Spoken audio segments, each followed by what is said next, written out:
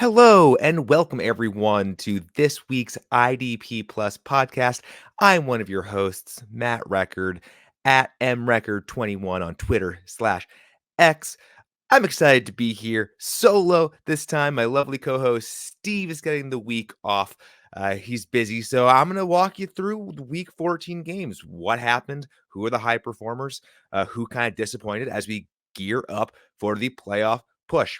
As always, we are brought to you by our lovely friends at Trophy Smack. If you're watching on YouTube, be sure to like and subscribe, and you can check out some of the cool products. We got this sweet ring here.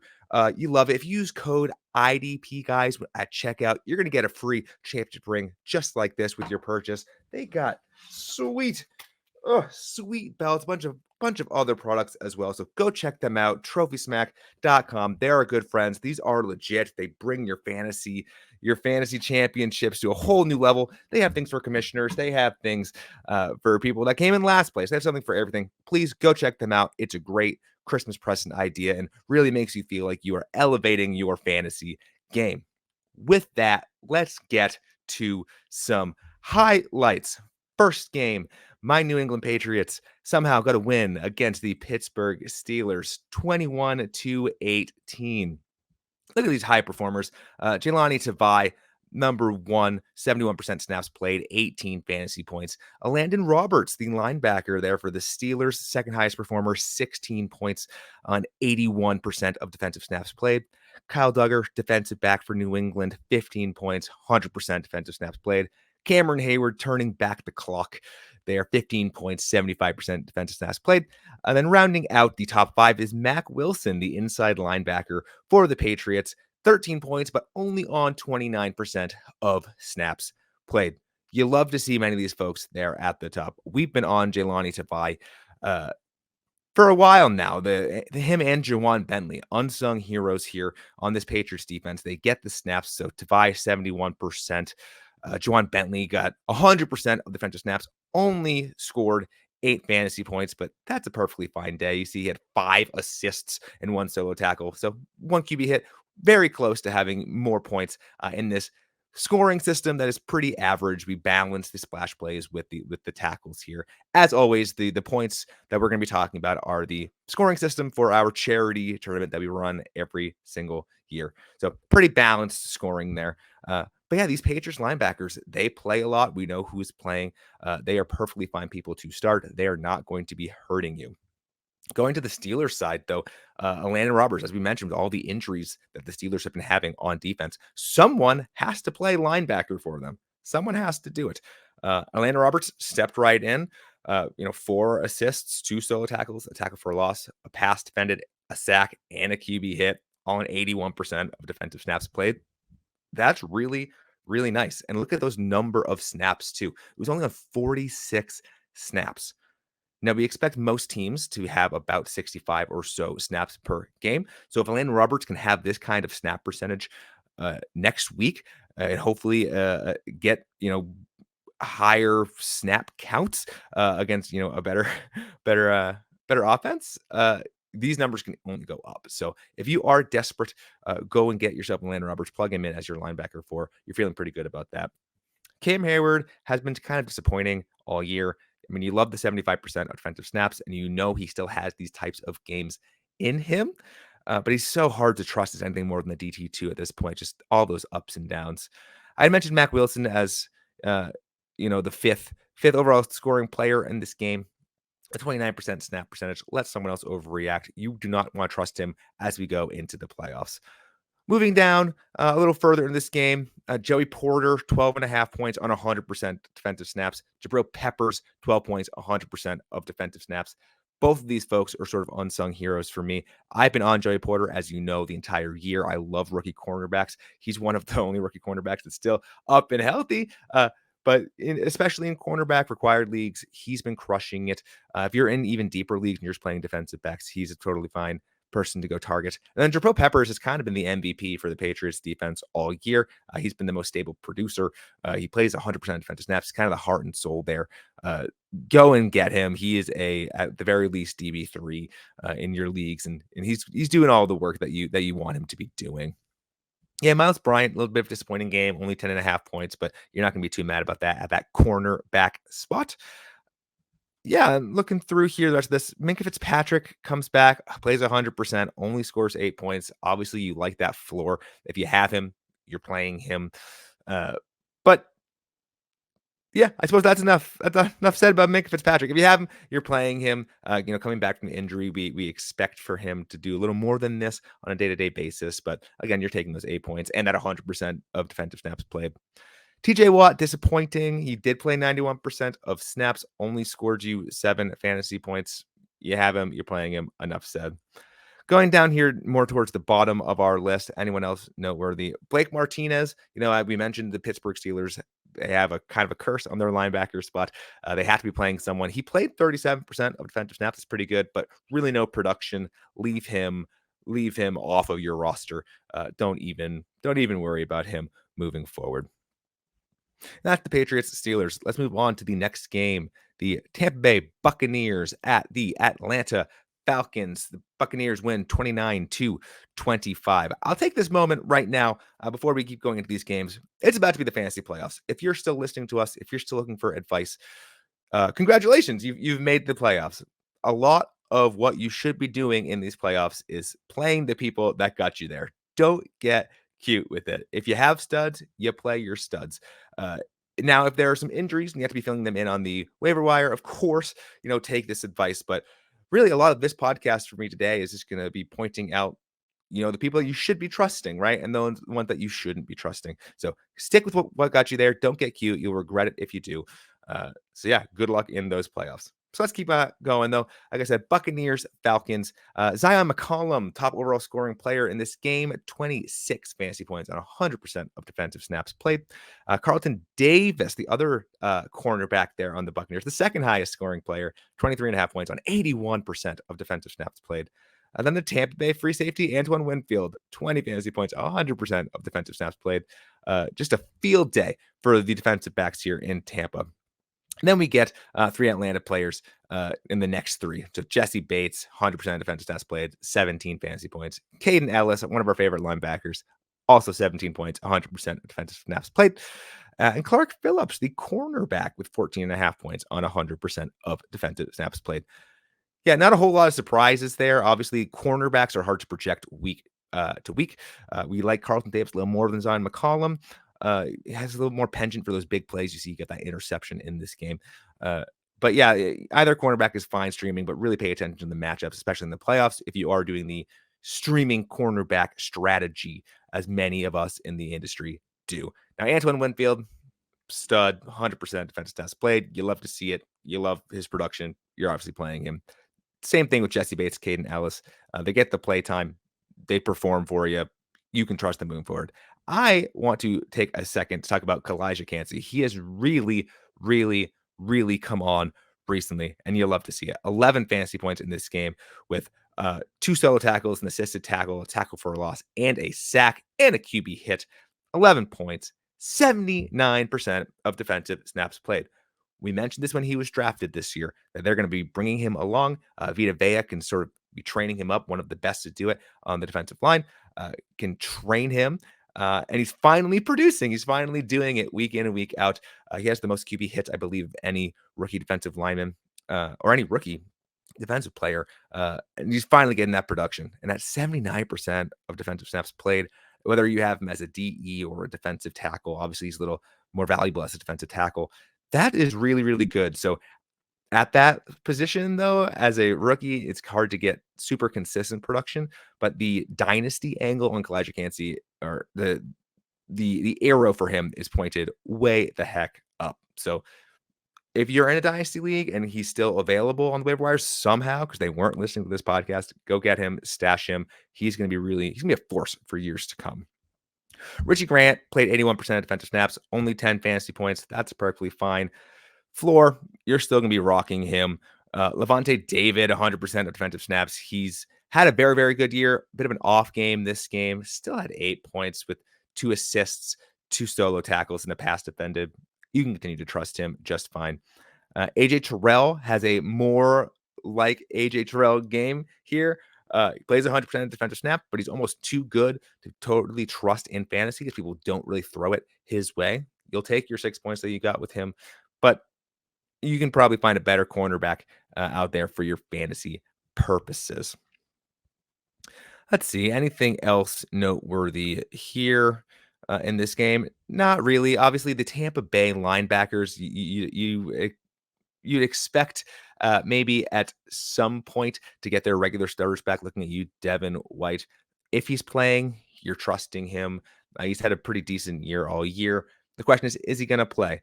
Otherwise, if he doesn't, uh, I don't know. You see KJ Britt with 90% of defensive snaps. That's a very nice game.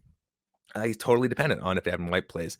So if he does, KJ Britt relegated back to your bench. You're obviously playing Devin White. If you like rolling the dice with KJ Britt there as like your linebacker 4, go ahead and do that. You love to see 90% of defensive snaps. That is really nice. Otherwise, on the Atlanta side of the ball, pretty much par for the course. You're starting the defensive backs. You're starting Caden Ellis. Other than that, not really anyone else you can truly trust at this point in your playoff push. Moving on to the Colts. Bengals. The Bengals get another Joe Burrow less win, 34-14 over the hapless Colts. Kind of expected. Zaire Franklin led all scorers here. 19 fantasy points, played 100% defensive snaps, had 8 assists, 5 solo tackles, and a tackle for a loss. What did we tell you? We were super high on him going into this year. He continues to perform. Enough said. You have him. You're playing him. Trey Hendrickson continues to be crushing it. 18 fantasy points, 2 sacks on 61% of defensive snaps played. Obviously, you'd like to see this number be higher. However, the Bengals kind of had this one wrapped up pretty early. Hendrickson has dealt with some injuries all year, so I'm surmising that his 61% of defense snaps played is only because they were trying to keep him healthy as they continue for their playoff push. So you have Hendrickson, you're trusting him. Logan Wilson, 10 combined tackles, a pass defended, good for 16 fantasy points, 95% of defensive snaps. You have Logan Wilson, you're playing him. Enough said. Ronnie Harrison, the inside linebacker for the Colts, had a really nice game. 4 combined tackles, a pass defended, an interception. Played 97% of defensive snaps. You absolutely love to see it. Ever since the Colts got rid of the linebacker that's now on the Eagles, Shaquille Leonard. Yeah, we got there. It's hard when it's just me here. Yeah, it was kind of what are they going to do with their linebacker spot? What are they going to do? Who's going to step up? 97% of snaps is huge. Obviously, you love to see that production from Ronnie Harrison. He's definitely a waiver wire target if you are looking for someone to fill in as a linebacker for sure. Jermaine Pratt continues to do Jermaine Pratt things. 83% of defensive snaps played, half a sack, 8 combined tackles, a QB hit. Yeah, you can trust him there as your LB3 or LB4, especially when he and Logan Wilson are there on the field. All he does is produce. Yeah, other than that, DeForest Buckner had a very nice turning back the clocks game, kind of like Cam Hayward. I don't know what year it is, but he had a great game. 7 combined tackles on 85% of defensive snaps played. That's really nice production. You're going to not find anyone better than that on the defensive tackle side. Really out there. So continue to play him with confidence.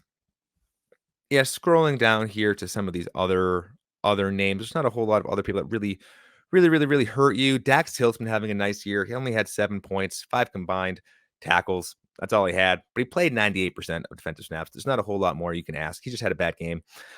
You can continue to trust him out there as your DB3, DB4. You shouldn't really have to mess around with that.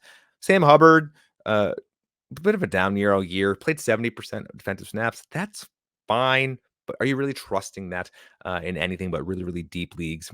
I don't think you should. I think you can find someone potentially better there on the waivers. Yeah, other than that, not a whole lot to learn from this game, other than the Colts linebacker situation. It does appear that it's Ronnie Harrison's job there next to Zaire Franklin. So do that accordingly. Otherwise, the Bengals just continue to be defensive line heavy, and Dax Hill. So yeah, play them all accordingly. Moving on to the Jaguars and Browns. The Browns win a tight one, 31-27. The Cleveland cornerbacks. Looks like actually 3 cornerbacks had big games in this game. Martin Emerson, Greg Newsome for the Browns, then Monteric Brown for the Jaguars, all played above 90% of defensive snaps.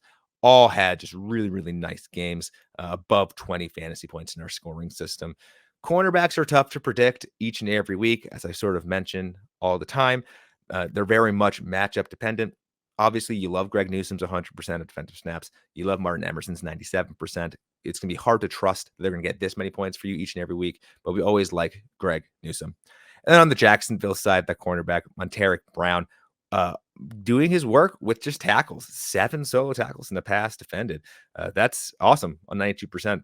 It's nice when you have cornerbacks getting points, not through splash plays, because then hopefully you have a nice floor, and then the splash plays bring you to the next level. So Monteric Brown, 92%, definitely worth noting. Check out the matchups. I don't know who the Jaguars play next week, but might be worth a stream. Jeremiah Owusu-Koramoah, the Cleveland linebacker, 8 solo tackles, 2 tackles for a loss, 93% of defensive snaps played. This is awesome. We mentioned this last week. We think we finally have a picture of the Browns linebacker situation. JOK has had ups and downs. His rookie year was super great, obviously. Last year, disappointing campaign, as there's kind of a timeshare going on. It appears all indicators are pointing to JOK being the guy in Cleveland. This game kind of solidifies that 93% of defensive snaps. If you're looking on YouTube and watching all of the numbers we have going on here, you won't see any other Cleveland linebacker. We're scrolling. Yeah, no one else is sub or above 70%. So JOK is the guy. You can fully trust him. He might still be available in some leagues. He's probably an LB2, LB3 for you at this point. If you can still go get him, he is someone I would absolutely target if he's still available. Otherwise, I'm done feeling not confident in rolling him out everywhere I have him. He's finally producing. I love it. Speaking of young linebackers, Devin Lloyd with Jaguars, 100% of defensive snaps played, 11 combined tackles, a fumble recovery. You'll love to see it. He's another plug and play there. Fascinating that he outscored Foyesad Aluakon in this game. He also played 100% of defensive snaps. A little bit of an off day production-wise for him, as he's been the LB1 kind of start to finish this year. But if you have him, you're still playing Foye. You're still playing Devin Lloyd. That kind of play percentage is a must start where you have them. Yeah, Grant Delpit, only 76% of defensive snaps played. Not ideal, but he did put up 15 points for you on 5 combined tackles and a tackle for a loss and a sack with the QB hit. You got Delpit, you playing him. Pretty much easy as that. Same thing can be said for Rayshawn Jenkins. He scored 13 points on 6 combined tackles in the pass defended. He played 97% of defensive snaps. You love to get that kind of play time, especially in your playoff push, trying to get deep into the playoffs. It's hard to score points if you're not playing. He's playing. You're obviously starting him. Josh Allen, the outside linebacker for the Jaguars, had a nice game, played 86% of defensive snaps, 4 tackles, 2 tackles for a loss. He's had a really, really, really nice year all year. Maybe not as consistent as you want on the high production side, but 86% of defensive snaps as an OLB, you might have him as a defensive end in your leagues. You can trust him moving forward. You really love to see it. Going through the rest here, Myles Garrett, 88% of defensive snaps. Really tough day for him. 1 tackle for loss, but he had 3 QB hits. I hope I'm not giving you earth-shattering news that if you have Myles Garrett, you continue to trust him. You continue to play him. I mean, think about that. He was, a couple seconds away with 3 QB hits from having this being a 3-sack day. The kind of things that can help win you your league each and every week. So if you got Garrett, you're still rolling him out there and hoping for the best. Trayvon Walker, look at that, 82% of defensive snaps played, only shows up on the stat sheet with 1 combined tackle or 1 solo tackle and 1 assisted tackle. You love the play time. You love his usage. You don't love that production. You can probably find someone better on the waiver wire. So that's about all I got for the Jaguars and Browns. Let's move on to the Texans at Jets. Oh, what a sad game. The Jets win 30-6. Just when you think Houston's starting to build momentum, and they're ready to go make the playoffs. Obviously, everything that could have gone wrong in that game did go wrong. Just brutal. You hate to see it. From an IDP perspective, however, top scoring player was Jonathan Greenard, the defensive end for Houston. Only played 63% of defensive snaps, but he walked away with 2 sacks, 6 combined tackles, 2 tackles for a loss. You love to see it. The 63% of defensive snaps is not enough to totally trust him as a plug and play defensive end. It's nice to see this high upside. However, but you can probably do better elsewhere on the waiver wire if you're looking for a defensive end. Let someone else overreact to that. You're not going to get this production every week. Christian Harris, though, continuing the whole what the heck is going on with the linebacker spot in Houston. He played 93% of defensive snaps in this game, pacing the Texans at the linebacker spot, leading to 10 combined tackles and a forced fumble, 20 points in our scoring system. You love to see it. I mentioned this last week. The Texans are kind of like the Browns right now at the linebacker spot. It's hard to predict what they are going to do each and every week. Looking at the other Houston linebackers, Denzel Perryman played 84% of defensive snaps. He put up a nice stat line, had 4 combined tackles, a tackle for a loss, a couple pass defended. You love to see it. I still think he's plug and play as your LB4, but we really thought he would take the reins back once he was fully healthy. He has not done that. It appears to be Christian Harris's job. Again, because of the nature and the lack of stability at the position, it's truly hard to trust any one of these folks. They don't really have a seemingly carved out role here. But if you're desperate, obviously, or you've been riding the Christian Harris roller coaster all year, yeah, you're going to play him. That's just what you're going to do. DJ Reed, the cornerbacks, had a really, really nice year fantasy-wise. 96% of defensive snaps there for the Jets. 4 combined tackles, 3 passes defended. You can do far worse at the cornerback spot than DJ Reed. Derek Stingley has been putting together a lot of really, really nice games also at that cornerback spot for the Texans. 5 solo tackles for 12.5 points. 100% of defensive snaps played. I love him. He's still for me, still counts as kind of a rookie cornerback there. I know he's not a rookie, but he's young enough that I'll take the win on him. You love to see that kind of play time, and you love to see that floor of tackles. Add a little splash play, and you get a really special cornerback there. You should be playing him in cornerback-specific leagues or required leagues, especially as a CB2 if you can get him. The free safety, Jimmy Ward, had a nice game, 7 combined tackles for 12 points, 100% of defensive snaps played.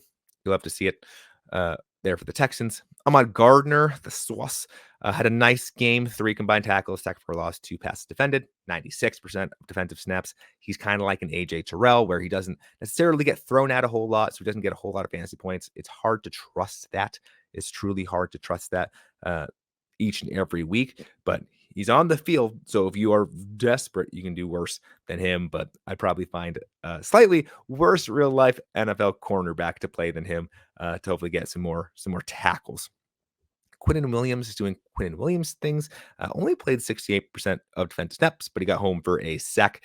At the defensive tackle position, he's one of the top 10 for sure. So if you have him, you're playing him. Easy as that. Jalen Petrie there with the Texans, 100% of defensive snaps, 6 combined tackles. Again, he's kind of had a disappointing year. We were drafting him as a top 5 guy there due to injuries and other things. He's not had that kind of production, but he's maybe a player that you stashed while he was injured. Should help you out in your playoff push for sure. Yeah, let's see. I already mentioned Denzel Perryman. The Jets defenders really had an off day for them. Really not a whole lot to mention. Quincy Williams, he's been pretty solid all year. 96% of defensive snaps, 4 combined tackles, a tackle for a loss, a pass defended. He's perfectly fine LB3. Just a little bit of an off day. But if 9 points is his floor, especially in the scoring system, that's great. Same thing can be said for CJ Mosley. 96% of defensive snaps. Only scoring you 8 points. Disappointing, but you've been riding him all year. Keep riding him. Will McDonald, our good friend Will McDonald. It's kind of fun that he shows up in the stat sheet when Steve's not here to gloat about it. He did get a sack, 8 fantasy points, but I'll note only 23% of defensive snaps played. My theory is, the Jets have such a great defensive line. They can kind of redshirt these young folks in their rookie years. They're not going to be able to pay everyone on the defensive line. So he'll get his chance. The dynasty era is definitely pointing up. You love to see him getting home and producing. Just this year is not the year for him. Not the year. Now that we're getting down to the bottom of this list, again, if you're watching on YouTube, you're seeing all the stats that I'm sort of referencing. Blake Cashman, 29% defensive snaps played, Houston. Yeah, it seems like it's Perryman and Christian Harris as the two linebackers that you're going to want there. It changes every week, so don't hold me to that. Jordan Whitehead, very disappointing, 91% of defensive snaps played, but only showed up on the stat sheet for 3 combined tackles. He's always kind of been a really nice waiver wire fill in for me for the last couple of years. He's not someone you can necessarily trust each and every week, but definitely on bye weeks, you could fill him in. As we all know, bye weeks are done. Bye weeks are done. So if someone's getting hurt and you want someone that you know that is playing, gets the play time to get those stats, Jordan Whitehead can be far worse for you at that defensive back spot. Again, 91% defensive snaps, just didn't really get home with any stats in this particular game. He's someone that if you are desperate, I'd feel fairly confident, plugging and playing there in like a DB4 spot. Will Anderson, our favorite rookie, one of our favorite rookies, played 60% of defensive snaps there at the defensive end spot for the Texans. Only showed up on the stat sheet with 2 QB hits. Yeah, not great. We sort of always mention this with rookie defensive linemen. I mentioned it with Kalijah Cansey. It's hard to trust them each and every week. You expect them at some point, like an Aiden Hutchinson or a Kayvon Thibodeau, to ascend on second or third year that they're in the league. Rookie year, it's really tough, even with someone with a ceiling such as Will Anderson. So he's a dynasty stash. You probably are not trusting him in your playoff lineups, but you still like to see that he was this close, a couple seconds away from a couple of sacks here in this game. Just you can't trust him. You can't trust him yet. And then sort of rounding out the Houston linebacker spot, Henry 2020 only played 10% of defensive snaps. So he can be relegated to the waiver wire anywhere that you have him. All right, let's move on to the Rams at the Ravens. Really fun overtime game. The Ravens get the 37-31 victory. You love to see it. You also love to see Ernest Jones there being the top producer of either team. 99% of defensive snaps played, 10 combined tackles, a sack. He did it all. He's a top 5 guy. He kind of has been all year. You got him. You're playing him. Surprisingly, second overall scoring player from this game was Akello Witherspoon, the cornerback for the Rams. 4 combined tackles, an interception. That always helps on 100% of defensive snaps played. You love to see it. Cornerbacks, like I said, always matchup dependent. I know it kind of sounds like keep repeating yourself, but it's important to remember. So it's tough to predict that kind of production each and every week for him. Justin Madubuike, the defensive tackle for the Ravens, continues his breakout campaign. 5 combined tackles, a tackle for a loss, a sack, 5 QB hits on 75% of defensive snaps. You like to see your defensive tackles get a little more playtime than 75%, but not many do. And Madubuike has been doing it the entire year. He's probably won you weeks this year and will continue to do so. Keep rolling him out there. He's definitely a top 10 defensive tackle, if not the top 5 defensive tackle. Keep on keeping on with him. Unsurprisingly, Roquan Smith had a nice tackle game, 10 combined on 100% of defensive snaps. He's a plug-and-play guy. Don't need to spend much more time on him. John Johnson, the strong safety for the Rams, 8 combined tackles, 100% defensive snaps played. You'll love to see it. You can keep rolling him out there as a DB3. Got a couple of Baltimore defenders, Marlon Humphrey and Brandon Stevens, both playing 100% defensive snaps, both having their fair share of tackles. You love to see that kind of play time. We obviously have loved Marlon Humphrey for a long time as a cornerback required. Just start and play. Don't even think about it. Brandon Stevens with that 100% is noteworthy here because the next player on this list is Kyle Hamilton. He only played 56% of defensive snaps, but he had a nice game with 7 combined tackles. But the big story here is my boy got hurt. Very disappointing. Hamilton's had a very successful IDP year.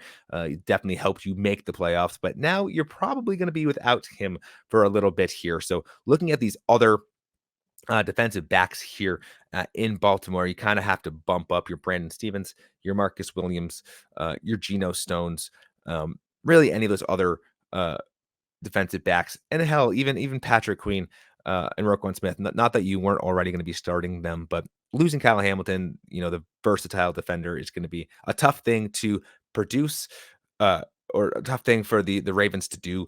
Um, but someone's going to have to soak up those tackles and soak up those splash plays. So the Ravens are probably going to be fine in the long run here, and we still like Hamilton's prospects, but yeah, kind of bump everyone else up there on that Ravens defense. Travis Jones, a lovely defensive tackle there out of Connecticut. I think it's his second year. Uh, Showing up here nicely with a sack, only played 32% of defensive snaps, not nearly enough to trust in anything. In terms of dynasty, I still kind of like him. You like to see a bit of a better year two for him than what he's been doing in terms of playtime, but it takes a while for defensive tackles to sort of get into their NFL bodies. So he's probably still a hold there in dynasty. Byron Young, we talked about him at length last episode.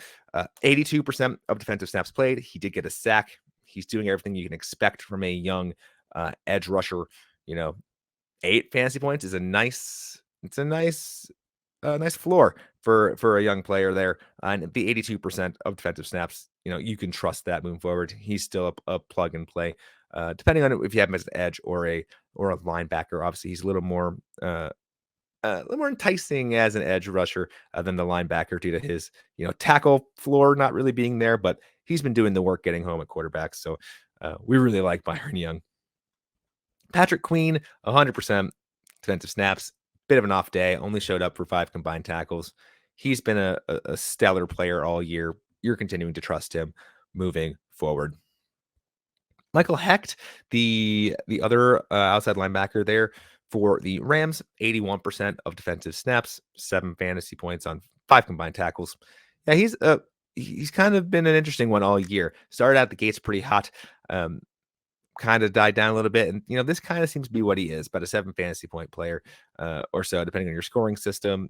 I prefer other names like Byron Young on this team and others than him. I understand with that playtime, if people would be interested in, playing him, he's just not for me.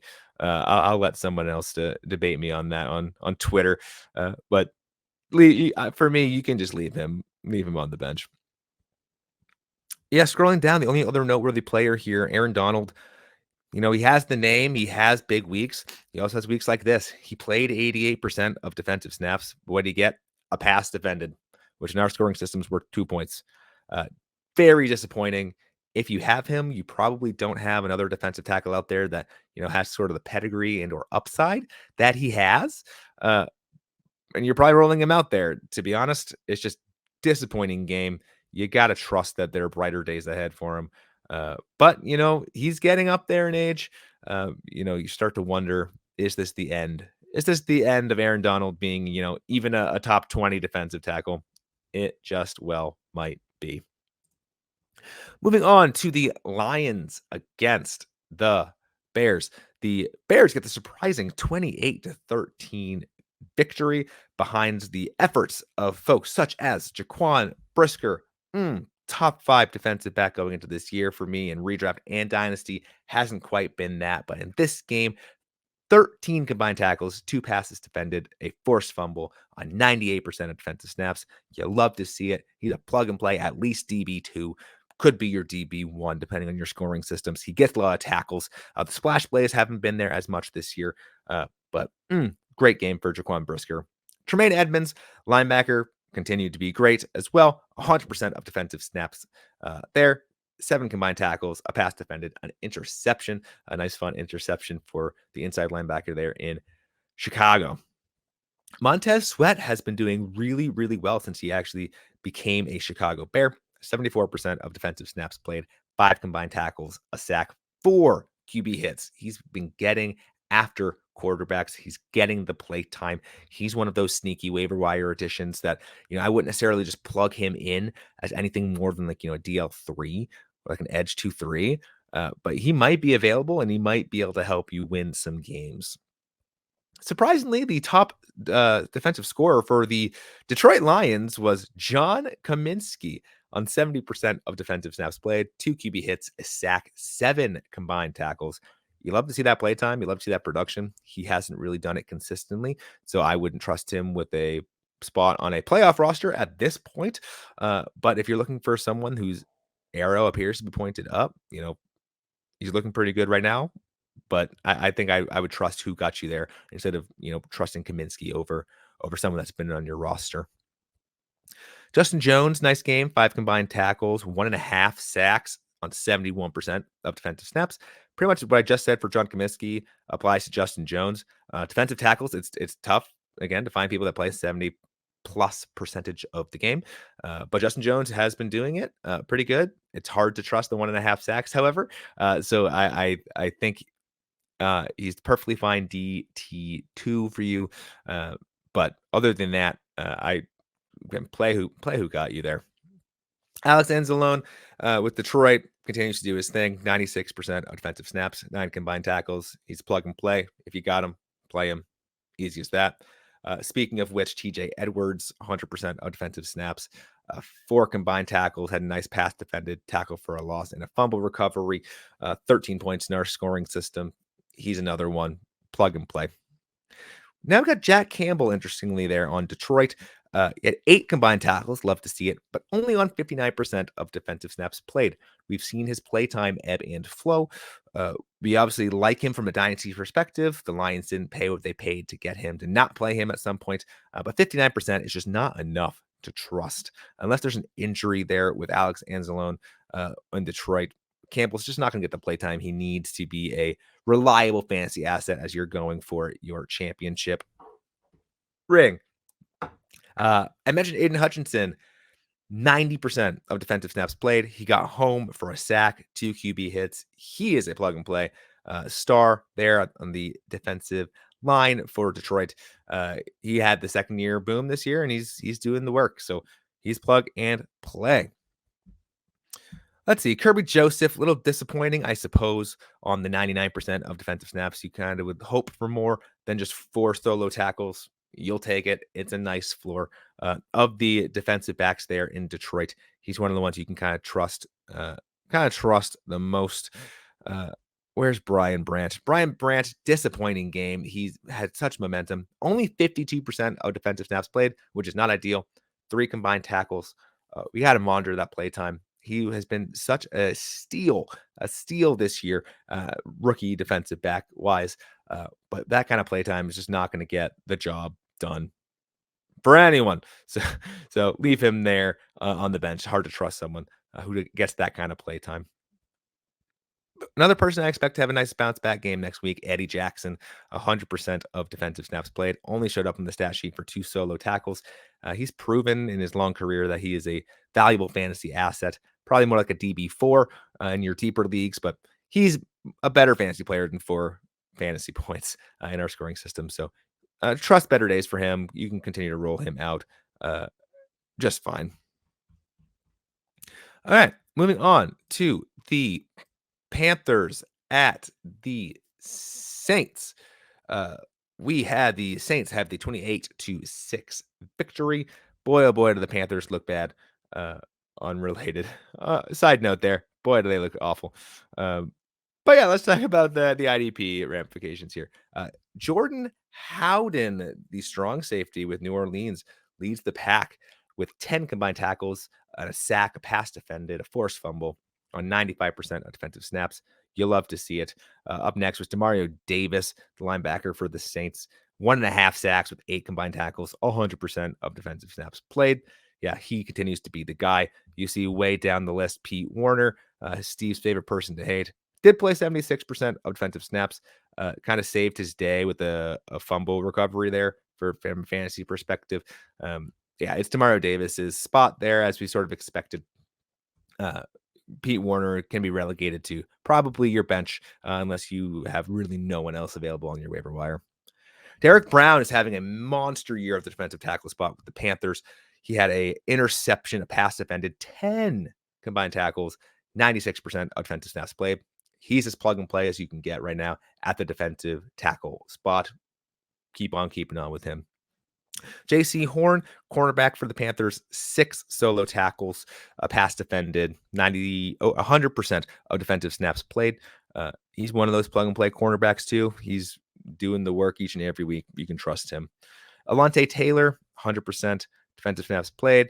New Orleans cornerback, 5 combined tackles, 2 passes defended, forced fumble. He hasn't been quite as productive as J.C. Horn on a consistent basis. So wouldn't necessarily trust this cornerback each and every week. But, you love to have people that play 100% of the defensive snaps. Frankie Louvu, the linebacker for the Panthers, had a very, very nice average game for him. 100% of defensive snaps played. 4 combined tackles, a tackle for a loss, a sack, 3 QB hits, very close to a monster game. You are not going to complain about 14 points in the playoffs. Keep on keeping on with him.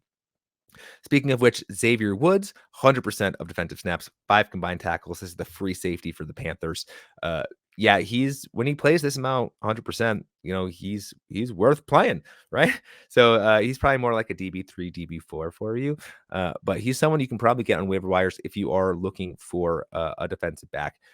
You can do far worse than someone that's playing 100% of defensive snaps on a team that doesn't have a great offense. So they're going to have plenty of opportunities on defense to make plays. Speaking of which, Von Bell is kind of in that same spot. He played 100% of defensive snaps there at strong safety for the Panthers. That yielded 5 combined tackles. That's a really nice tackle floor. You hope to see a splash play, but again, the tackle floor is there, and he's going to certainly have plenty of opportunities there on the Panthers defense. All right, scrolling down, Brian Burns, very disappointing game. 85% of defensive snaps there for the Panthers. Only showed up for 1 tackle for a loss, 1 solo tackle. Look, he's probably a top 15 asset there at the edge or defensive line, wherever you have him in your league. If you have him, you got to play him. You got to hope that he'll turn that into some fantasy points when it really matters. Disappointing game, but sometimes defensive linemen have that, right? They're more productive on the field in the pure NFL standpoint than from an IDP perspective. So you got him, you're playing him, so on and so forth. All right, so for this game, really, Demario Davis is the story for me. He's the show.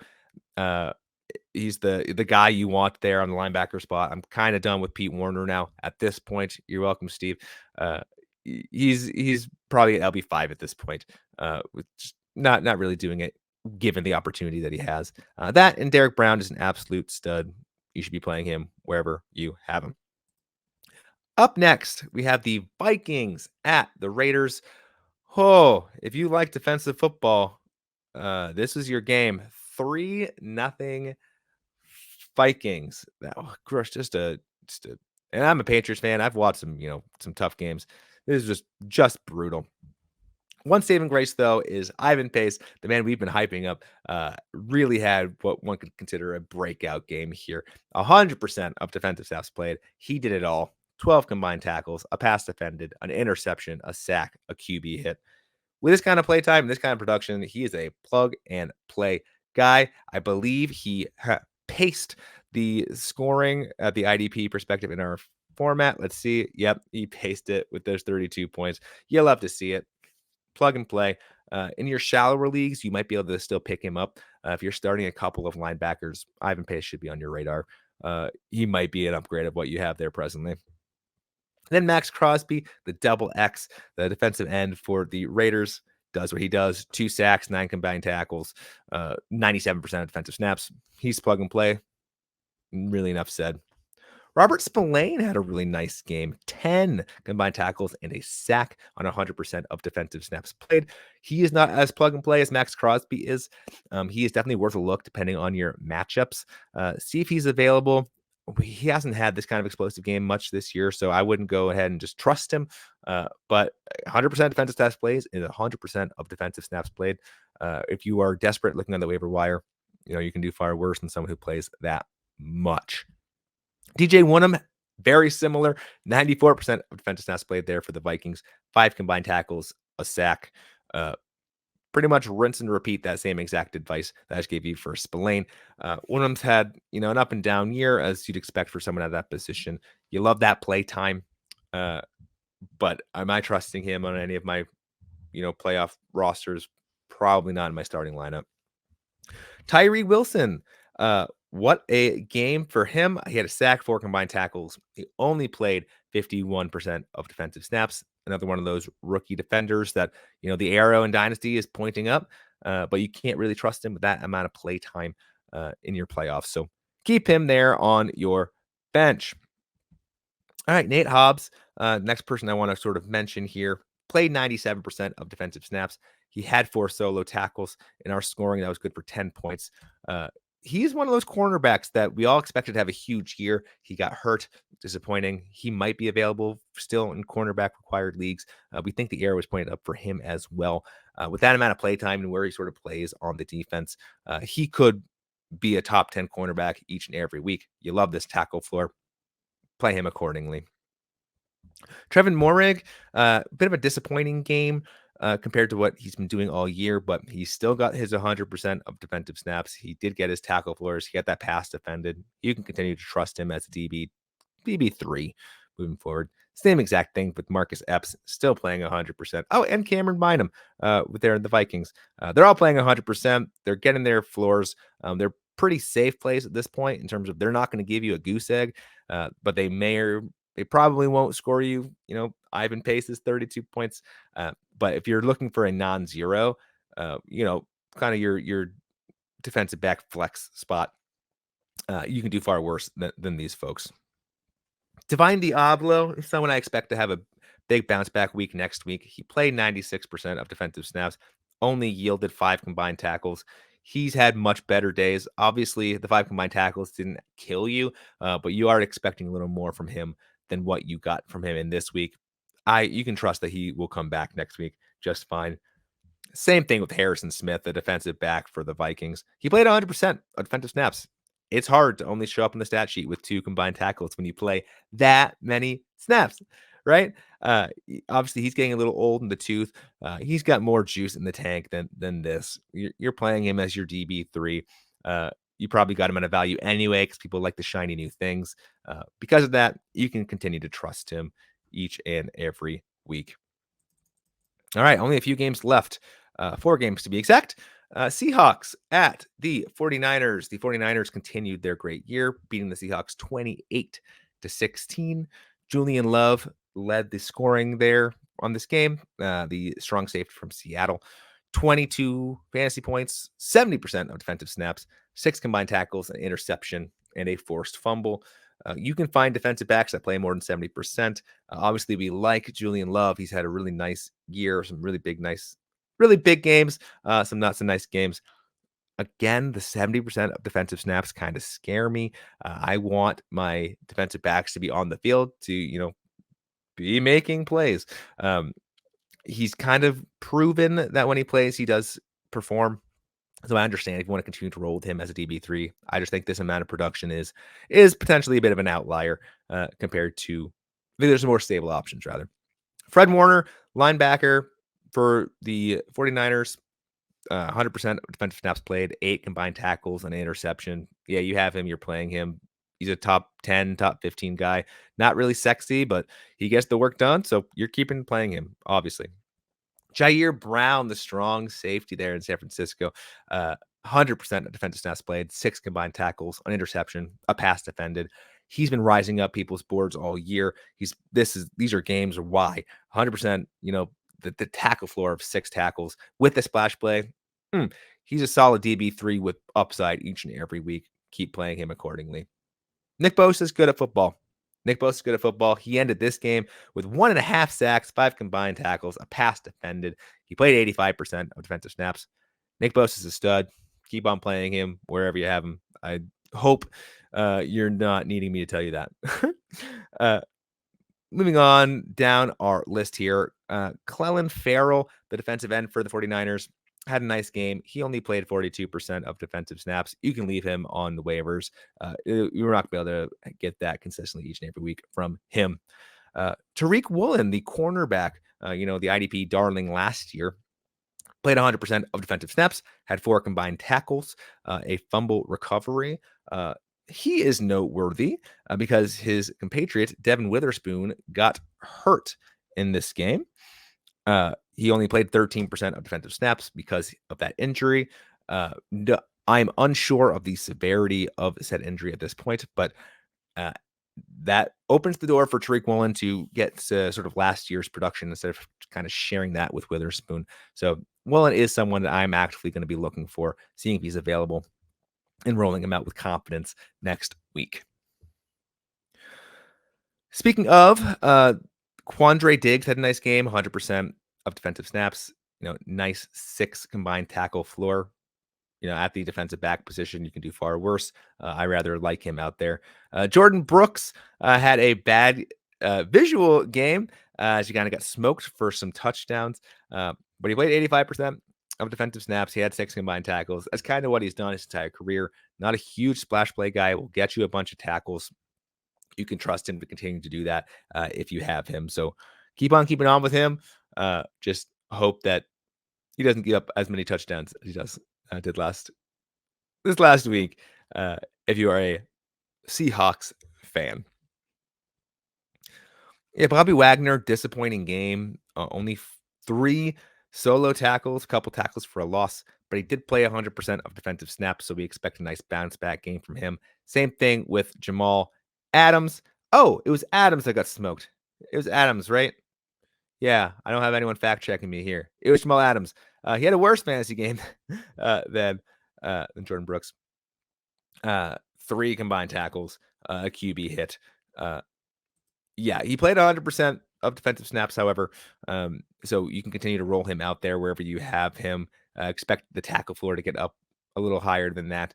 He's probably a DB3 at this point in his career.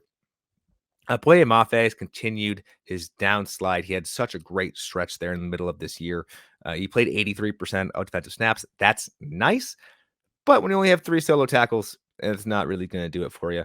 You really need those splash plays from him to make him worth it. I think he's proven that he cannot be trusted at this point. So he should be relegated to your bench, if not just straight up cut, depending on your league size.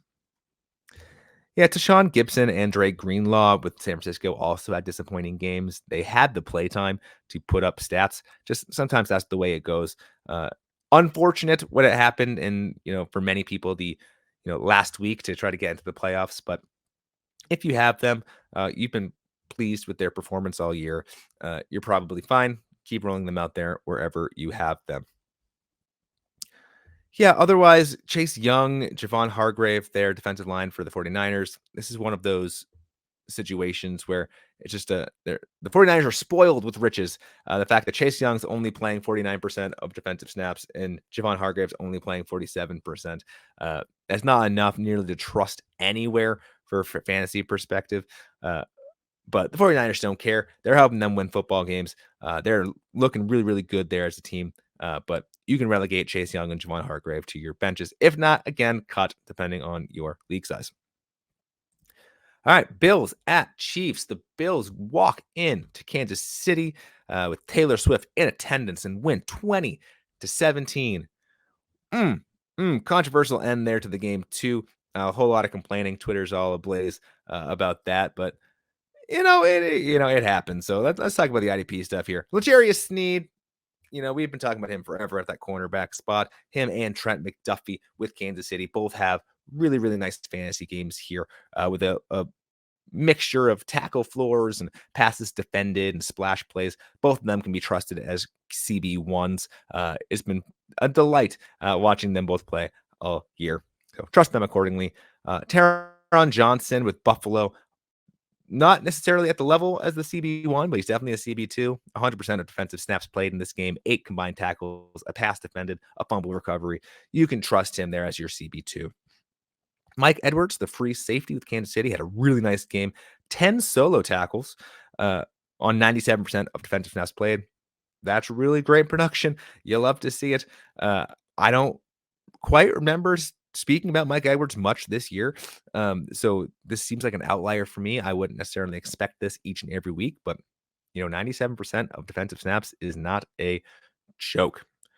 Getting down to the Buffalo linebackers there, Tyrell Dodson and Terrell Bernard both had really nice games. Bernard had 100% of defensive snaps played, on with 8 combined tackles.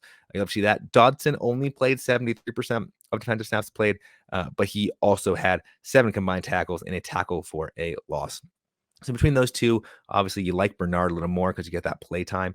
But Dodson's 73% is pretty close to being worthwhile. So continue to monitor that. If you're desperate for a linebacker, I'd probably only trust Bernard of those two in my playoff lineups. But yeah, if there's any injuries or there's a change in that play percentage, Dodson's right on the cusp of being very relevant. Speaking of linebackers that are relevant, Nick Bolton is back. He came back right back as we kind of predicted last week to 92% defensive snaps played. They rolled him out. He was great. 6 combined tackles, a tackle for a loss, a pass defended.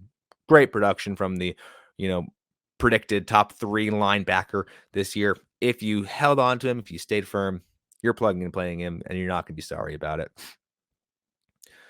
Justin Reed had a really nice game there for the Chiefs as well. 6 combined tackles, 91% of defensive snaps played.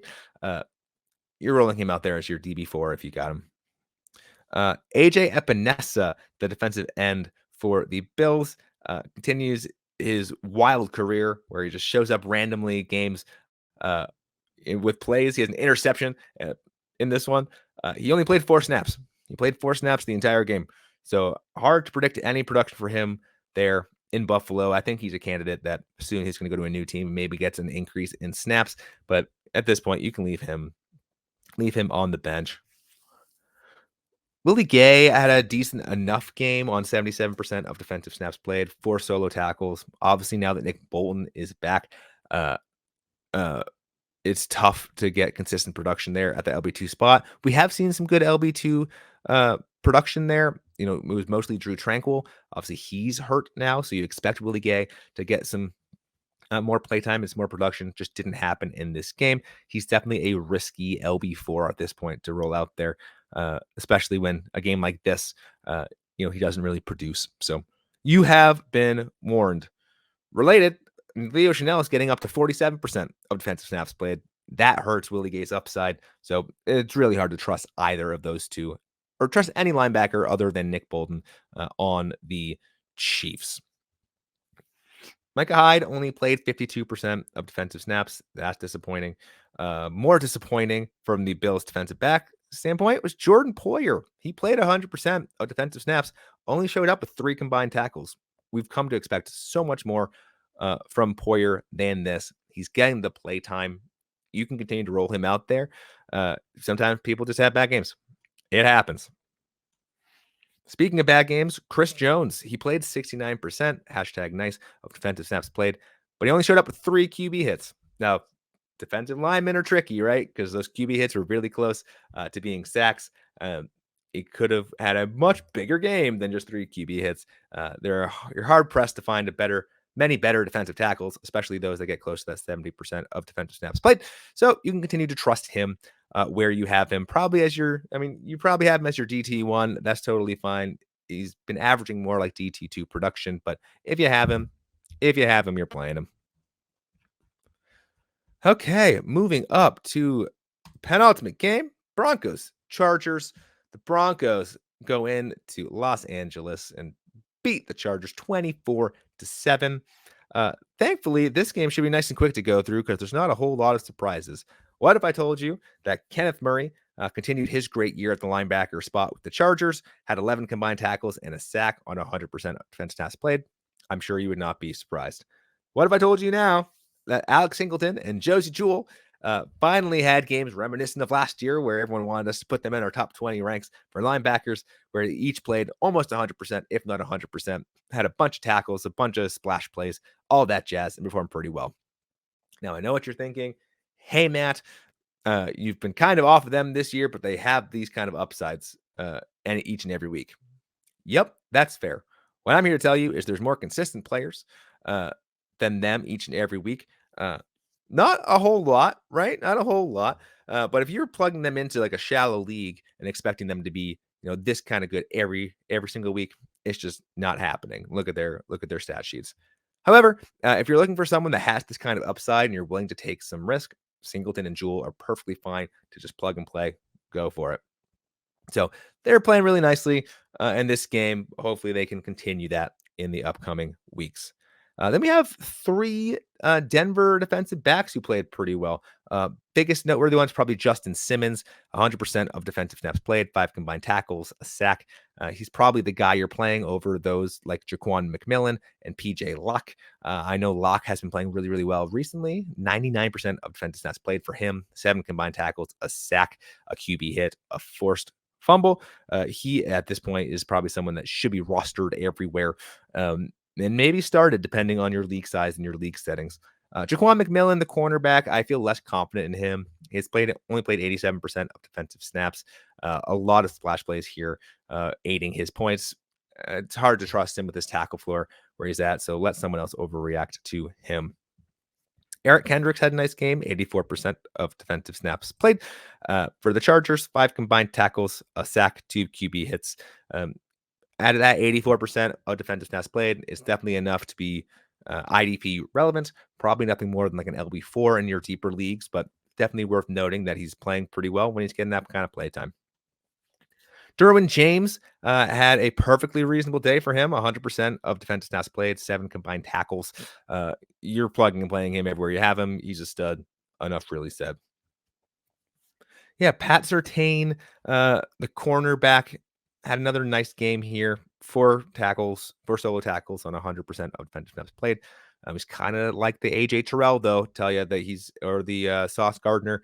He's usually not targeted because he's really good. So the fact that he had 4 solo tackles is a little abnormal.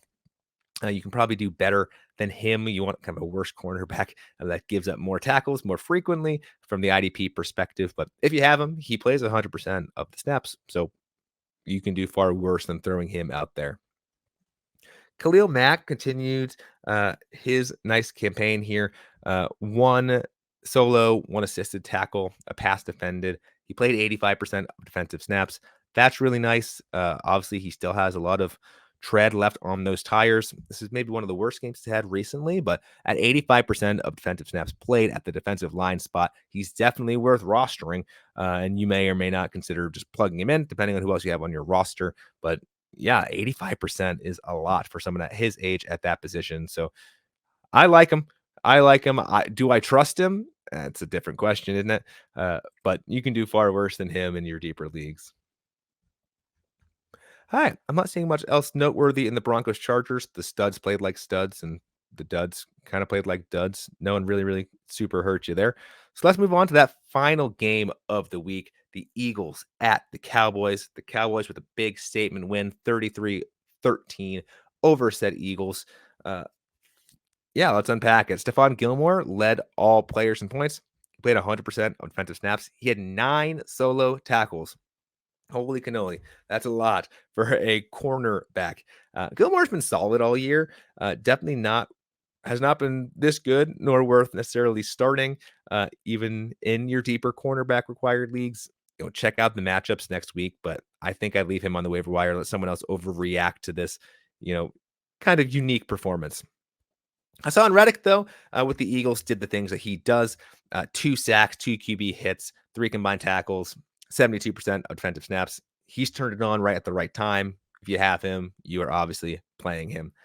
Same thing with Darius Slay, 4 combined tackles, 3 pass defended, 82% of defensive snaps played.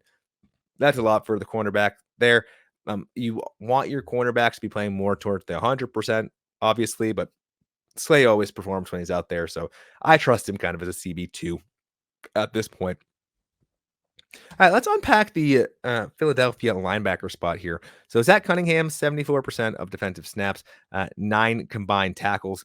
Pretty nice day for him. Nicholas Morrow played 78% of defensive snaps, 4 combined tackles, 2 passes defended. If you scroll all the way down, where are you? Shaquille Leonard, 17% of defensive snaps played, the newest member of that Eagles defense. You expect that number to go up. They wouldn't have gone and grabbed him if he wasn't going to play more. Obviously, they're introducing him to the team. None of this production really makes you feel confident. Any of those linebackers, especially considering they were all under 80% of those defensive snaps played. I say just continue to monitor. If you are looking to get risky, I suppose Nicholas Morrow might be your guy. But maybe Zach Cunningham. I don't know. They're kind of coin flips. You don't know who's going to produce each and every week. Probably roll with Cunningham until other folks' production rolls up. But Shaquille Leonard has proven that you can just leave him there on your bench or the waiver wire. It's probably too late to truly trust him anytime this year to help win your playoffs. Deron Bland, no, he did not get a pick six, but another great game of that cornerback spot. 5 combined tackles, 2 tackles for a loss. He didn't miss a dang snap. He's a plug and play CB at this point for you in your CB required leagues. Let's see what else happened here. Micah Parsons got home for a sack, played 76% of defensive snaps, 2 solo tackles, a tackle for a loss, a QB hit. A perfectly fine day. Obviously, if you went and drafted Micah Parsons, you're playing Micah Parsons. You can't ignore his upside each and every week. So he had a perfectly fine day today. Nothing really changed there. Keep on playing him. And he was sick too. I think he woke up with flu-like symptoms, and he still put on this kind of performance. You can keep trusting him everywhere that you have him. Let's see. Anything else noteworthy here? I mean, really, the studs are playing. Well, actually, that's not even true. In this game, there's a lot of people other than the Hassan Reddicks here, but like your Gilmores, your Slay, Donovan Wilson, Fletcher Cox, kind of outperformed how they've performed all year, and they also didn't have great play time. I think we expect some more regression towards the mean with both of these teams moving forward. I would avoid the main takeaway. I'd avoid the Eagles linebacker group as long as you can. Yeah, and then on the Cowboys, there's not a whole lot of people you can trust other than your Deron Blands and your Micah Parsons. Either is, no one's been really consistently great all year. So with that, thank you for sticking with me. That was the solo Matt Record Show, Week 14 IDP Plus rundown. It was a fun week. Hopefully you made the playoffs. Hopefully you're still there with us. We're going to bring you there all the way. Obviously, there's a bunch of other great content that's being put out by the IDP Guys Network, soon to be rebranded as the IDP Plus Network. If you've been seeing that being blasted on all of our socials, we're really excited about that. It's more representative of the type of content that we put out there because we put out content for everyone. Obviously, we're still IDP focused, but we got offensive stuff. We got Dynasty. We have everything you could possibly want. So be sure to check us out at idpguys.org for now. And check out all of our awesome podcasts anywhere you listen to podcasts, all of our great YouTube content. We have a lot of really exciting stuff going on, a lot of great tools to help you win your championship, not only this year, but next year as well. Pretty soon, we're going to start shifting more to Dynasty content here on this podcast, once the playoffs come around. But we're going to take you all the way up to week 18. We know some of your leagues go all the way out to week 18. So we're going to help you. We're going to help you get there. Just talking about what happened to anyone that you can potentially trust or not trust in any of these games. We're going to be there with you this entire way. So with that, my name is Matt Record at mrecord21. Next week, hopefully we'll be joined by my lovely co-host Steve again. But until then, good luck in your playoffs. Keep on kicking butt, and we'll see you next week. Thank you for watching this IDP Guys video. If you like this content and you want more fantasy football content, click here. If you enjoyed this video and you want to see more videos to help you master your IDP league, click here to subscribe.